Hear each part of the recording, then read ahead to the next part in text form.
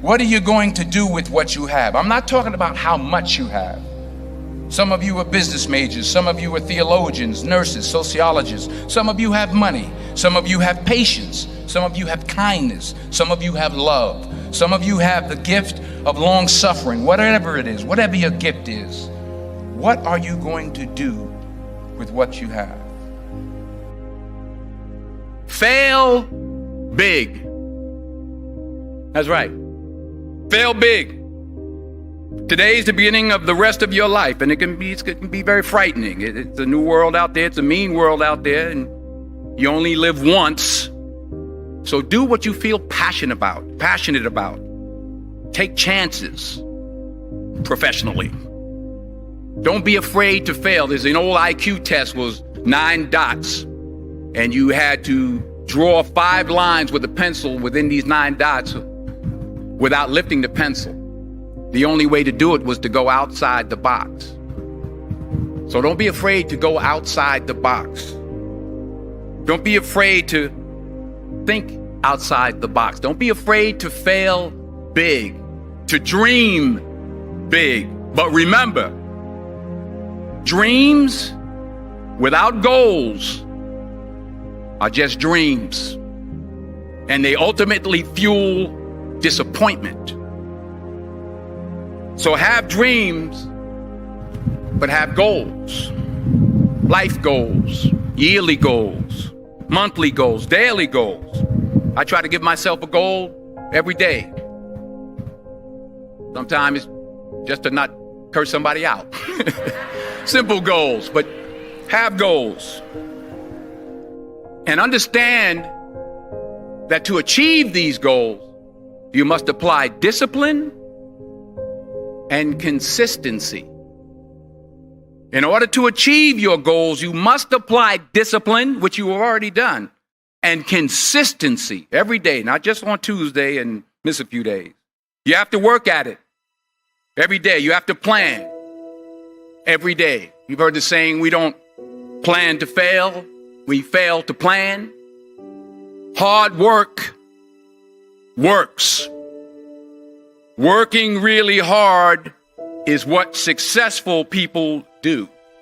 And in this text, tweet, twerk world that you've grown up in, remember, just because you're doing a lot more doesn't mean you're getting a lot more done. Remember that. Just because you're doing a lot more doesn't mean you're getting a lot more done. Don't confuse movement with progress. My mother told me, she said, yeah, because you can run in place all the time and never get anywhere.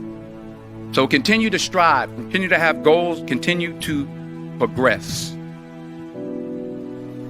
I found that nothing in life is worthwhile unless you take risks. Nothing. Nelson Mandela said, there is no passion to be found playing small and settling for a life that's less than the one you're capable of living. Now, I'm sure in your experiences in school and applying to college and picking your major and deciding what you want to do with life, I'm sure people have told you to make sure you have something to fall back on. Make sure you got something to fall back on, honey. But I never understood that concept, having something to fall back on.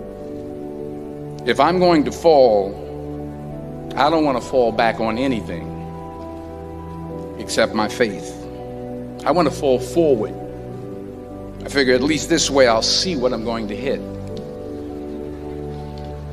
Fall forward. This is what I mean. Reggie Jackson struck out 2,600 times in his career, the most in the history of baseball. But you don't hear about the strikeouts. People remember the home runs.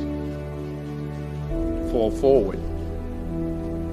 Thomas Edison conducted 1,000 failed experiments. Did you know that? I didn't know that. Because the 1,001st was the light bulb. Fall forward. Every failed experiment is one step closer to success. You've got to take risks, and I'm sure you've probably heard that before, but I want to talk to you about why that's so important. I got 3 reasons, and then you can pick up your iPhones. First, you will fail at some point in your life. Accept it. You will lose. You will embarrass yourself. You will suck at something. There's no doubt about it. And I know that's probably not a traditional message for a graduation ceremony, but hey, I'm telling you, embrace it, because it's inevitable. And I should know. In the acting business, you fail all the time. Early on in my career, I auditioned for a part in a Broadway musical. Perfect role for me, I thought, except for the fact that I can't sing. I didn't get the job. But here's the thing. I didn't quit. I didn't fall back. I walked out of there to prepare for the next audition, and the next audition, and the next audition. I prayed. I prayed. And I prayed. But I continued to fail and fail and fail. But it didn't matter, because you know what? There's an old saying, you hang around the barbershop long enough, sooner or later you're going to get a haircut. So you will catch a break, and I did catch a break. Last year, I did a play called Fences on Broadway. Someone talked about it. Won the Tony Award. And I didn't have to sing, by the way. But here's the kicker. It was at the Court Theater. It was at the same theater that I failed that first audition 30 years prior.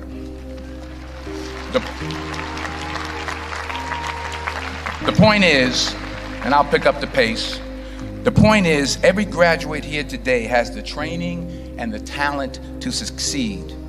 But do you have the guts to fail? Here's my second point about failure. If you don't fail, you're not even trying. I'll say it again. If you don't fail, you're not even trying. My wife told me this great expression.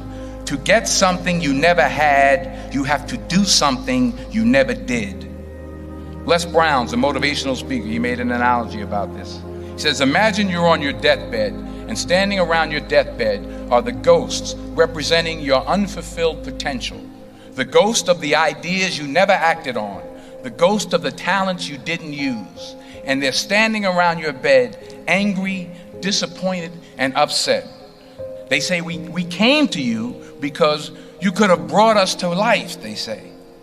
And now we have to go to the grave together. So I ask you today, how many ghosts are going to be around your bed when your time comes? Because the chances you take, the people you meet, the people you love, the faith that you have, that's what's going to define you. Never be discouraged. Never hold back. Give everything you got. And when you fall throughout life, and remember this, fall forward. Say thank you for grace. Thank you for mercy. Thank you for understanding. Thank you for wisdom. Thank you for parents. Thank you for love. Thank you for kindness. Thank you for humility. Thank you for peace. Thank you for prosperity. Say thank you in advance for what's already yours. That's how I live my life. That's why I am, one of the reasons why I am today. Say thank you in advance for what is already yours. True desire in the heart for anything good is God's proof to you, sent beforehand to indicate that it's yours already. I'll say it again.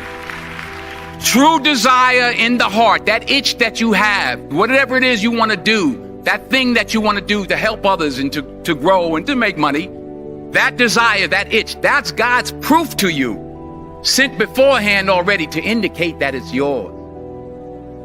And anything you want good, you can have. So claim it. Work hard to get it. When you get it, reach back. Pull someone else up. Each one, teach one.